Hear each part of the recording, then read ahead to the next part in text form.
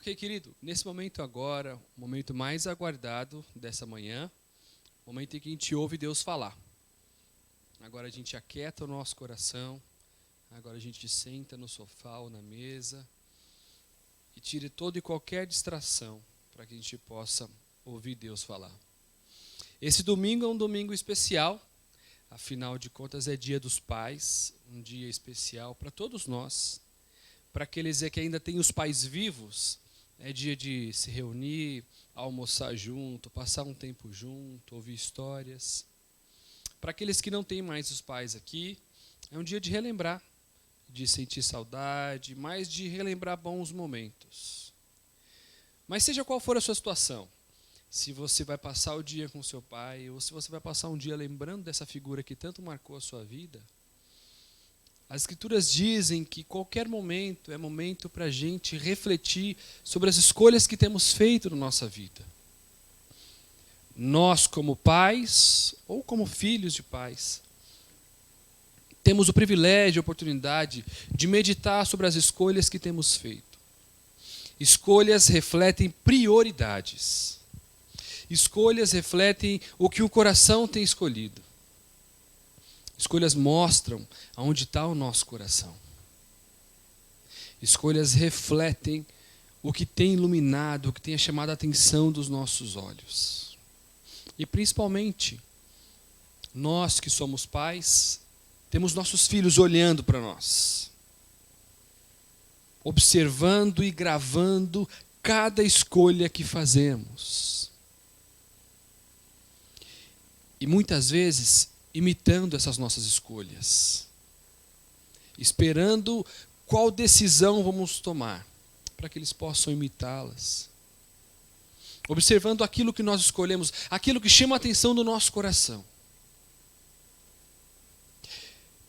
Se eu pedisse para você falar com o seu filho aí agora e pedisse para que ele, seu filho ou sua filha, para que ele ou ela fizesse um desenho que retratasse bem quem você é, que tipo de retrato você acha que seu filho faria de você? Que tipo de imagem será que nossos filhos têm de nós? Que tipo de imagem que nós temos mostrado, que tem feito os nossos filhos olharem para nós? Isso os ajuda a enxergar as nossas prioridades. Quais são elas? O que para nós é mais caro, o que para nós é mais importante em nossa vida? Com certeza nossos filhos estão olhando. Com certeza nossos filhos estão observando para aprender. Há um rei muito sábio nas Escrituras que escreveu um texto bíblico exatamente para isso. Nós temos já algumas semanas estudado juntos os salmos de romagem, ou os salmos de peregrinação, ou os cânticos das escadas, cânticos dos degraus. E não por acaso, nesse domingo, vamos estudar um dos 5 salmos de romagem que são salmos sobre família. Então, eu peço a você que preste bastante atenção. 2 desses salmos de romagem sobre família são o Salmo 127, que nós vamos estudar hoje, e semana que vem o Salmo 128, que também fala sobre família. Então você não pode perder essa mensagem de hoje e nem a do domingo que vem também, que o pastor André vai ministrar para a gente sobre família também. O rei Salomão era conhecido pela sua riqueza, pelas obras que ele tinha feito, pelo seu harém, pelo seu aras, mas também era conhecido pela sua sabedoria e pela sua inteligência. Fruto dessa sabedoria e dessa inteligência, são muitos salmos que nós temos nas Escrituras, Provérbios, o livro de Eclesiastes que ele escreveu, descrevendo a perspectiva da vida sobre os olhos de Deus e sobre os olhos do homem. Mais especificamente no texto de hoje, o rei Salomão, no Salmo 127, fala sobre como as coisas procedem de Deus e fora de Deus tudo é vazio. Isso inclui a sua família, isso inclui a minha família. O nosso bem mais precioso.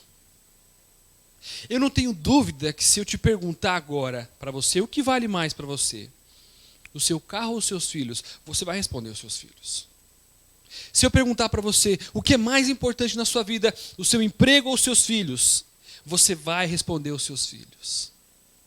Se eu perguntar para você, você trocaria a sua casa por um dos seus filhos, eu tenho certeza que a sua resposta seria um sonoro não.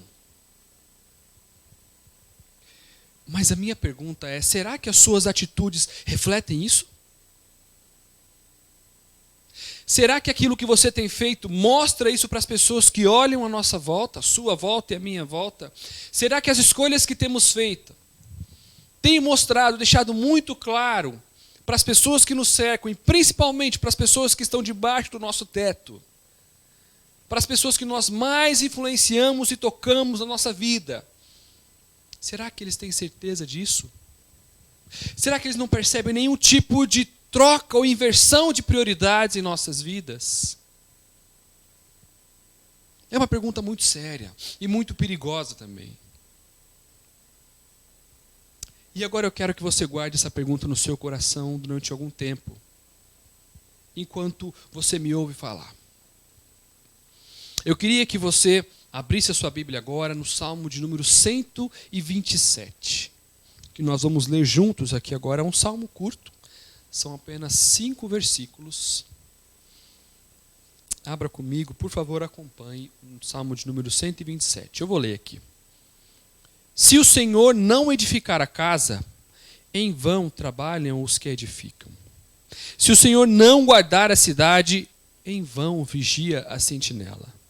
Será inútil levantar de madrugada, dormir tarde, comer o pão que conseguiram com tanto esforço. Aos seus amados ele o dá enquanto dormem. Herança do Senhor são os filhos. O fruto do ventre, seu galardão. Como flechas na mão do guerreiro, assim são os filhos da sua mocidade. Feliz o homem que enche deles a sua aljava. Não será envergonhado quando enfrentar os seus inimigos no tribunal. Senhor, eu quero colocar diante do Senhor agora esse momento, Deus. Eu não tenho nada de bom para falar com os meus amigos que estão me assistindo, Deus. A tua palavra é poderosa, a tua palavra transforma, Deus. As escrituras, Deus, é que transformam o caráter, Deus. As escrituras, Deus, é que restauram famílias, relacionamentos, Pai. E eu peço ao Senhor, Deus, que me ajude agora a falar somente do que tem nela, Deus. Me ajude, Deus, a explicar com exatidão e aplicar com precisão, Deus, para que a nossa vida possa ser transformada pela sua palavra e pelo Senhor, Deus. Nós ansiamos por isso, Deus. O desejo do nosso coração é que famílias cada vez mais se rendam aos seus pés, cada vez mais se rendam aos pés do Senhor Jesus. Não há outro lugar melhor para estar do que aqui, Deus. Não há salvação fora do Senhor, Deus. Não há nenhum outro lugar para irmos. E é por isso que eu clamo ao Senhor, Deus, no nome de Jesus. Nesse salmo, o rei Salomão descreve sobre uma situação diferente para nós. Como eu tenho dito algumas semanas aqui, os salmos de romagem descrevem algumas poesias ou canções que o povo ia cantando enquanto ia em direção a Jerusalém, oferecer suas ofertas, os seus sacrifícios, comemorar as festas que fazem parte do calendário judaico, rever família, amigos. E não só descreve esse momento, essa caminhada, mas também os perigos, as sensações, as emoções que descreve o coração desse povo enquanto caminhava em direção a Jerusalém. Aqui no primeiro versículo, ele começa com uma proposição. Se o Senhor não edificar a casa, em vão trabalham os que edificam. Se o Senhor não guardar a cidade, em vão vigia a sentinela. E no versículo 2, será inútil levantar de madrugada. Apesar da tradução em português estar diferente, se o Senhor não edificar, se o Senhor não guardar, e será inútil levantar de madrugada, a palavra no hebraico usada para descrever essa proposição aqui é a mesma. É a palavra que para nós literalmente significaria algo vazio, algo sem sentido algum, sem substância. Então ele diz que há 3 atitudes aqui na vida que são completamente vazias, se não são feitas debaixo da bênção de Deus, debaixo da vontade de Deus, de acordo com os preceitos de Deus. E não são coisas corriqueiras, são das coisas mais importantes da minha e da sua vida. Se o Senhor não edificar a casa, em vão trabalham os que edificam. Se Deus não for o construtor da casa, quem constrói vai trabalhar em vão. Se o Senhor não guardar a cidade, em vão vigia a sentinela. Se o Senhor não for o guarda, quem guarda fará isso de maneira vã, vazia, sem sentido algum. E se não for pelo Senhor que você levanta de madrugada, dorme tarde e come o pão que você tem tanto esforço para conseguir, em vão será essa busca. Obviamente que no primeiro exemplo, edificar a casa, ele se refere a uma construção física, de uma obra mesmo, mas aqui nós podemos trazer para a nossa vida. Se o Senhor não for o alicerce do seu lar, é em vão tudo o que você faz lá dentro. Imagine as dificuldades que você tem dentro do seu lar. Você sabe tanto quanto eu que comprar um sofá novo não vai fazer o relacionamento seu com a sua esposa melhorar. Você sabe tão bem quanto eu que colocar um papel de parede no quarto dos seus filhos não vai fazer os seus filhos te obedecerem. Você sabe tão bem quanto eu que comprar um brinquedo novo para o seu filho ou para a sua filha não vai tornar o seu filho ou a sua filha mais obediente. Você sabe tão bem quanto eu que trocar todo o enfeite da sua casa, toda a decoração da sua casa, não vai transformar aquela casa em um lugar agradável para se viver. O que transforma todos esses exemplos que eu dei aqui é Deus sendo o alicerce daquela família. E se Ele não for, tudo o que você faz está fazendo em vão. E nós somos muito enganados com exemplos como esses. Pais que trabalham o dia inteiro, ficam fora, longe dos filhos, que tentam compensar as coisas dando presentes. Isso não resolve. Pais que acham que é melhor para o filho dar um presente do que corrigi-lo. Isso não resolve. E o segundo exemplo. Se o Senhor não guardar a cidade, em vão vigia o sentinela. Se o Senhor não for a salvaguarda, o resguardo do seu lar, nada mais funcionará.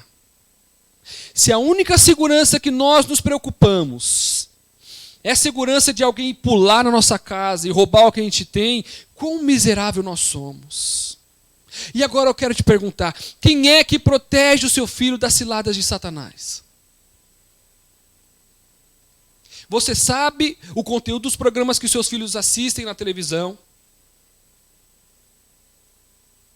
Você sabe o quão perigoso é essas influências digitais na vida da sua esposa? Dizendo a ela como ela deve se vestir, como ela deve se comportar, o que ela deve falar, como ela deve viver. Quem guarda a sua casa? Quem protege o coração dos seus filhos das garras de Satanás? Rodando ao derredor, buscando a quem possa tragar. Quem vai livrar os seus filhos da desobediência que está ligada ao coração deles, como diz a palavra de Deus? Quem vai ensinar os seus filhos a andar no caminho do Senhor? Ou quem vai ensinar os seus filhos que a coisa mais importante é que eles andem no caminho do Senhor? Se a fonte da segurança dos seus filhos da sua casa não for o Senhor, é em vão tudo o que você está fazendo. E o versículo 3 e o versículo 2, ele continua. Será inútil levantar de madrugada e dormir tarde. A ideia desse texto aqui, uma tradução literal, seria sair da cama, se arrastar da cama antes que todo mundo e ir para a cama depois que todo mundo. Aliás, sair da cama antes que todo mundo e voltar para a cama depois que todo mundo. Talvez isso seja um motivo de orgulho para você. Você começa a trabalhar muito cedo e para de trabalhar muito tarde. Se achando o melhor pai do mundo. Se achando o melhor empregado do mundo. Se achando um exemplo de trabalhador, alguém que gasta os seus dias em prol daquela empresa, ou em prol daquele salário, em prol das coisas que aquele salário te dá. Sabe o que as Escrituras dizem sobre isso? É inútil, completamente inútil. E diz mais ainda, que o fruto desse trabalho é inútil. Comer o pão que com tanto esforço vocês conseguiram. Completamente inútil. O texto traz para a gente a ideia de alguém que negligencia a família por causa do trabalho, achando que está fazendo isso por causa da família. A avareza que faz você negligenciar os seus filhos. A ganância que faz você achar que os seus filhos precisam é de dinheiro, é de roupa nova, é de brinquedos novos. Não é disso que eles precisam. E olha como esse versículo termina. Aos seus amados ele o dá enquanto dorme. Essa é uma tradução válida. Essas coisas, o trabalho, o pão, Deus dá aos seus filhos enquanto eles descansam. Mas talvez a tradução ideal para esse versículo, essa última frase seja: aos seus amados ele dá o sono. Sabe por quê? Porque quem confia em Deus, descansa em Deus. Quem confia em Deus consegue descansar em Deus porque vive segundo os parâmetros de Deus. Se você vive segundo os seus parâmetros, de fato é muito difícil descansar. Aliás, eu digo a você que é impossível descansar. A sua busca não vai ter fim. Nunca vai ser suficiente. Nunca vai haver brinquedos suficientes dentro daquele cesto. Nunca vão haver roupas suficientes dentro daquele armário. O carro, quanto mais novo for, nunca vai ser suficiente. Com mais alta a qualidade da comida, nunca vai ser suficiente. Porque quem não vive segundo os padrões de Deus, não consegue descansar. Agora, aquele que busca essa vida, que entende que Deus é quem edifica o lar, que Deus deve ser a salvaguarda com os seus padrões para o nosso lar, consegue descansar. Tem o sono dos justos. Porque vive e busca viver segundo os padrões de Deus. O que é que faz você mais feliz? O momento de devocional que vocês têm em família? Ou quando você dá um brinquedo novo para o seu filho ou para a sua filha? Essas escolhas mostram aonde estão as nossas prioridades. Mostram quão mesquinho nós temos sido. E talvez esteja se perguntando, mas hoje é dia dos pais, por que você está sendo tão duro com os pais? Porque esse é um dia para que a gente possa lembrar do que é ser homem e ser pai segundo o padrão bíblico. Precisamos resgatar essa mensagem. Precisamos resgatar essa imagem. Padrão de homem não é aquele que dá uma boa vida para a família. Padrão de homem é aquele que conduz a sua família nos caminhos de Deus. Padrão de homem é aquele que pensa muito mais na eternidade do que nos dias de agora. Isso é muito pouco. E como a gente acabou de ler, isso é inútil. Como o próprio rei Salomão vai dizer em Eclesiastes, é correr atrás do vento, é gastar os seus dias à toa, é investir naquilo que não vale a pena, e é colecionar para si frustração atrás de frustração, porque isso não preenche o seu coração. Se você acha que correr atrás dessas coisas vai dar à sua família uma vida mais feliz, Eu digo a você que não. Eu digo a você que não. Eu digo a você que ainda dá tempo de corrigir, de colocar os seus padrões na medida certa, de setar a sua bússola espiritual no norte do Senhor. Como o próprio rei Salomão continua a dizer para nós aqui. Acompanhe comigo o versículo 3. Herança do Senhor são os filhos, o fruto do ventre, o seu galardão. Herança, nas Escrituras, sempre é tratado como um sinônimo de permanência. Quando Deus dá a terra como herança, quando Deus dá os espólios de uma guerra como herança para o povo conquistador. Herança tem a ver com permanência, com coisas que vão ficar, com legado. O legado do Senhor são os filhos. Você tem sido um bom mordomo daquilo que Deus te deu como mais precioso? Eu te perguntei aqui no começo se você trocaria os seus filhos por alguma outra coisa, e eu tenho certeza que você respondeu que não. E agora, eu imagino que você já começou a perceber como você já tem trocado. Como não tem tratado os seus filhos exatamente como a herança que as Escrituras dizem. O legado do Senhor é o caráter de Jesus Cristo moldado no coração do seu filho e da sua filha. Não é as roupas que ele veste. Não é a casa que você vai deixar. Não é o carro que você vai deixar. Não é a educação que você vai proporcionar. Caráter de Cristo. E se isso não é a coisa mais importante na nossa vida, em que nós somos diferentes das outras pessoas? Exatamente iguais. Talvez com uma rotina diferente, de ir a um culto, assistir um culto online, mas o resto da semana é exatamente igual ao seu vizinho, ou àquela pessoa que trabalha com você. Esse versículo 3 termina com uma palavra que deveria ser muito comum para nós, mas infelizmente tem deixado de ser. Fruto do ventre, o seu galardão, o seu prêmio especial. Qual o prêmio especial dos seus filhos?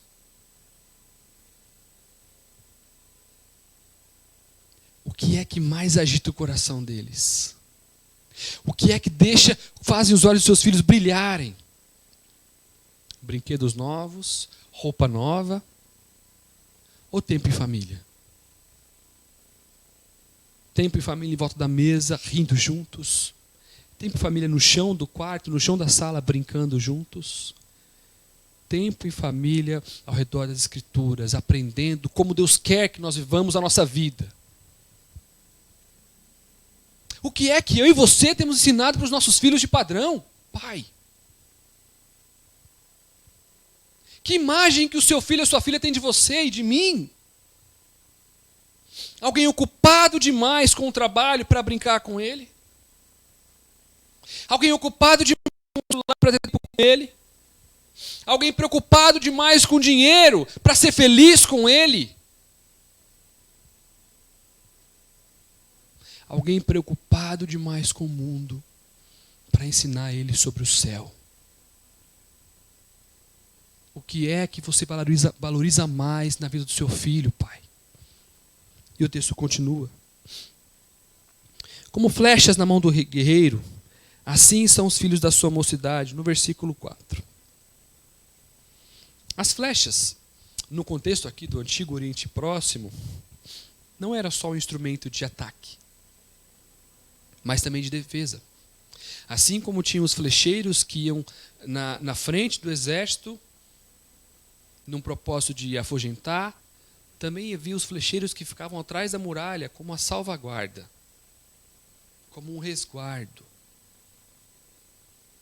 Mas esse nem é o foco principal dessa expressão. O foco principal dessa expressão é a ideia de que uma flecha precisa ser direcionada. Você não joga flechas ao léu, seja para atacar, seja para se defender. Você tem um objetivo com elas. Você mira, você emprega a força necessária para jogar na direção precisa. Você vai tensionar o seu arco na medida necessária. Você vai mirar com muita precisão para alcançar o seu objetivo. O problema é qual é esse objetivo? Para onde as suas flechas estão miradas? Quando você fala do futuro dos seus filhos, você fala mais sobre a expectativa que você tem de vê-los louvando a Deus, crescendo na igreja, louvando a Deus, ou da expectativa de ter uma boa carreira? Da expectativa de serem bem-sucedidos? Quantos versículos seus filhos sabem de cor já? Quantos versículos você tem colado no quarto deles, nesses quadros motivacionais que nós colocamos? Quanto o seu filho te vê lendo a Bíblia, orando? Quantas músicas de igreja o seu filho sabe? Tudo isso é indicativo de onde as suas flechas estão miradas. Pai, o nosso compromisso é muito mais sério do que a gente pensa. É muito além do que colocar comida na mesa. Colocar comida na mesa sem entender que Deus é o edificador desse lar é em vão, é inútil. E eu posso te dizer com toda certeza, se você tem feito isso sem se resguardar nas Escrituras e no Senhor, você tem perdido o seu tempo. Está correndo atrás do vento. Para onde as suas flechas estão apontadas? Alguns indícios mostram para nós e para os nossos filhos no quão invertidas nossas prioridades estão. Primeiro indício é o uso que você faz do seu tempo. Quantas horas você gasta por dia trabalhando? E quantas horas você gasta por dia aproveitando o fruto desse trabalho com a sua família? Quantas horas por dia você gasta agradecendo a Deus porque Ele te proporcionou esse mesmo trabalho que você se orgulha tanto? Quantas horas do seu dia você gasta ensinando os seus filhos que o que mais importa na vida deles é servir ao Senhor Deus?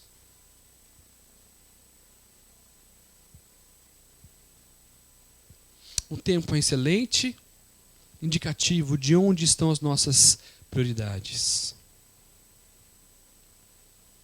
Um segundo indicativo é dinheiro. Com que você gasta o seu dinheiro? Com que você investe o seu dinheiro? Você investe pesadamente em comer bem, investir-se bem, investir os seus filhos bem? Que bom. Não é pecado nisso. Mas você tem o mesmo cuidado e o mesmo desprendimento em comprar materiais que vão ajudar você e a sua esposa a ensinar os seus filhos a andar nos caminhos do Senhor? Graças a Deus, na era em que nós vivemos, tem tantos materiais digitais disponíveis a um preço muito acessível, que nos ajudam a ensinar versículos, ensinar canções, ensinarem a amar a Deus. O primeiro brinquedo que você deu para o seu filho foi uma Bíblia? Seu filho gosta daquele tempo que você senta com ele para ler as Escrituras? Para cantar musiquinhas que louvem a Deus? Tempo, dinheiro são indicativos que mostram para nós e para os nossos filhos quais são as nossas prioridades. E se de fato nós estamos tão certos assim que não trocaríamos os nossos filhos por nenhuma outra coisa nesse mundo,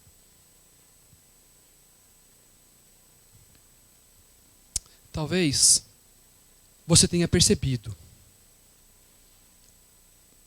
que na prática o seu discurso não é tão fiel.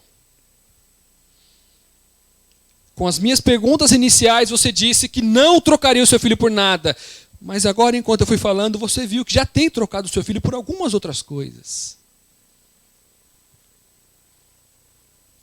Mas há esperança no Senhor Jesus. Olha como esse texto termina. Feliz o homem que enche deles a sua aljava. não será envergonhado quando enfrentar os seus inimigos no tribunal. A aljava era o lugar onde se guardava as flechas, uma bolsa de couro pendurada aqui atrás, em que facilitava o acesso do flecheiro. Algumas tradições dizem que uma aljava poderia agrupar 10 flechas, outras 6, outras 7. Não dá para precisar quantas flechas uma aljava poderia abrigar. O texto diz que é feliz aquele que enche de flechas a sua aljava. Mas o foco desse texto está na sequência. Não será envergonhado quando enfrentar os seus inimigos no tribunal. A ideia aqui é que os tribunais, que geralmente ficavam nas portas das cidades, eram resolvidos em longas discussões. E na maioria das vezes eles eram decididos pela quantidade de testemunhas, e principalmente pela proximidade das testemunhas. Filhos e esposa são testemunhas inegavelmente mais próximas. Então, no julgamento fora da cidade, quando a esposa ou quando os filhos se levantavam para defender um pai, era algo decidido. E aquela pergunta fatal agora. Enquanto eu enfiava o punhal no seu peito durante essa mensagem, agora eu dou uma virada nela. Será que diante do tribunal de Deus os seus filhos podem se levantar para testemunhar em seu favor?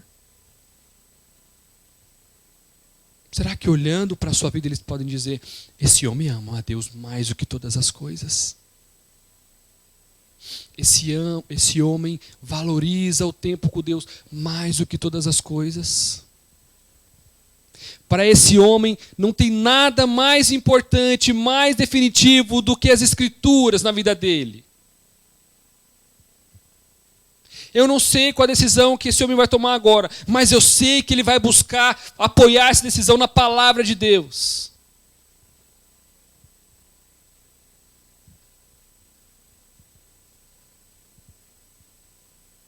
Eu não sei o quanto eu sou precioso para esse homem, mas eu sei que Deus é mais precioso para ele do que qualquer coisa.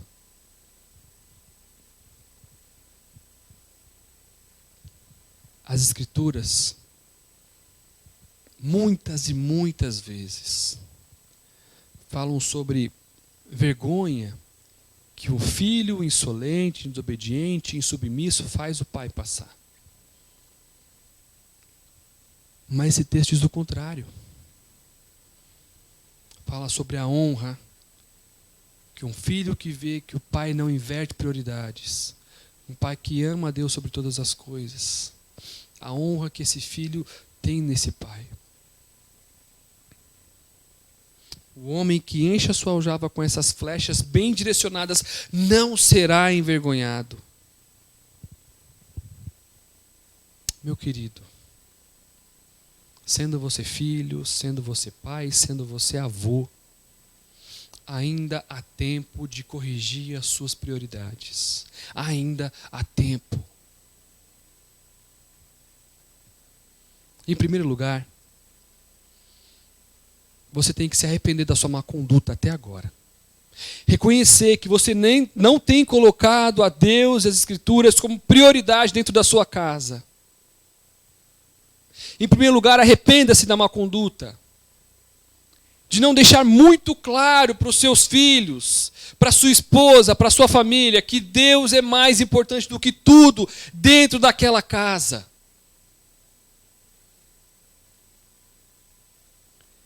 Em segundo lugar, confesse para os seus filhos e para a sua esposa o seu pecado. Eles não são pequenos demais para isso. E não é tarde demais para isso. Sente-os no seu colo e diga: o papai tem falhado. O papai tem falhado. O papai tem valorizado mais trabalho e outras coisas do que vocês. Isso não é certo. O papai tem ensinado a vocês valores que não fazem sentido na eternidade. Isso não é certo. Peça perdão aos seus filhos e à sua esposa. Em terceiro lugar, mude de atitude. Peça ao Senhor Jesus sabedoria, força e coragem para que isso seja diferente na sua vida.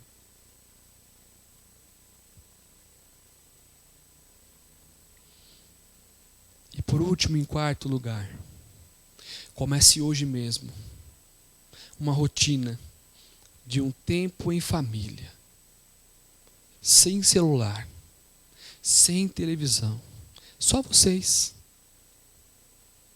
Pergunte à sua esposa como foi o dia dela.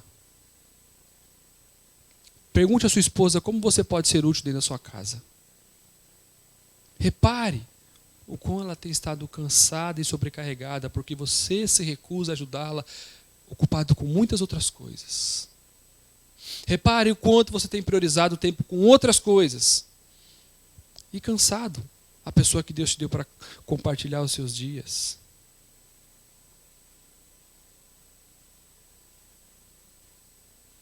Reúna tempo em família em torno das Escrituras.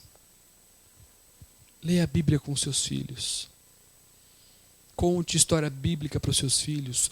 Conte sobre os feitos maravilhosos desse Deus que te salvou. Conte sobre esse Deus maravilhoso. Como Ele guiou um povo em sabedoria e poder. E como Ele guia a sua vida cada dia mais e mais.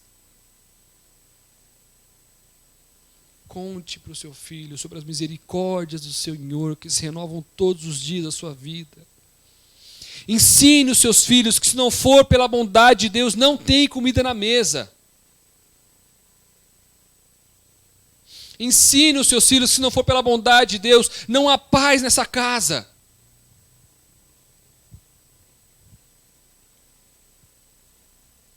Essa pandemia serviu para trazer à tona tantas coisas que estavam em nosso coração. E uma delas eram as nossas prioridades invertidas. Percebeu o quanto nós ficamos entediados dentro de casa? Percebeu o quanto nós não suportamos a ideia de não poder ir a lugar nenhum? Isso serve para a gente ver como as nossas prioridades estão invertidas. Em primeiro lugar, para valorizar o trabalho das nossas esposas, que passam o dia inteiro dedicando aos nossos filhos. Em segundo lugar, para mostrar o quanto dinheiro nós gastamos em coisas que não preenchem o coração. E negligenciamos aquilo que é de graça e dá muito lucro. Meditar na palavra de Deus e ter uma família firmada nos alicerces do Senhor Jesus. Meu querido, isso é possível com Jesus. Perfeitamente possível. E eu não falo isso me colocando como um modelo. Eu falo isso porque eu sei que, em meio às dificuldades de buscar esse ideal, nós temos força, sabedoria e consolo em Deus. A autoridade que me leva a falar isso vem da Bíblia, da palavra de Deus. O próprio Deus Todo-Poderoso, Deus vivo, falando ao meio do seu coração, confrontando a nossa má conduta, as nossas inversões de prioridades, nos dando sabedoria e oportunidade para se arrepender, consolando o nosso coração com a esperança que em Jesus é possível mudar. A minha oração é para que isso seja realidade na sua vida. Para você que nos acompanha pela primeira vez ou que ainda não faz parte da nossa comunidade, da nossa família, se você precisa de ajuda nesse assunto, por favor, entre em contato com a gente nas nossas redes sociais ou até mesmo nos comentários aqui embaixo nos vídeos. Estamos dispostos a te ajudar a caminhar não uma, não duas, quantas léguas, quantas milhas forem necessárias, até que você entenda o verdadeiro propósito dessa vida aqui na terra, que é caminhar com o Senhor Jesus. Quero colocar à disposição também toda a nossa comunidade, a Igreja Batista Base aqui em Mogi Guaçu. Estamos à sua disposição. O desejo e o propósito dessa igreja é encher essa cidade, essa região com o Evangelho de Cristo e mostrar quantas pessoas for possível que é possível ser feliz, ser completamente feliz, mas somente com o Senhor Jesus. Que agora você tenha um almoço muito gostoso com o seu pai, com a sua família. Se você ainda tem o seu pai vivo, dê um abraço muito forte nele. Se você não tem mais, conte boas histórias. Histórias alegres sobre aquilo que ele te deixou. E reflita sobre as prioridades que você tem tomado na sua vida. Nesse mesmo almoço em família, separe um tempo para orar pelos seus filhos e por você. Que o Senhor nos dê sabedoria e nos dê graça.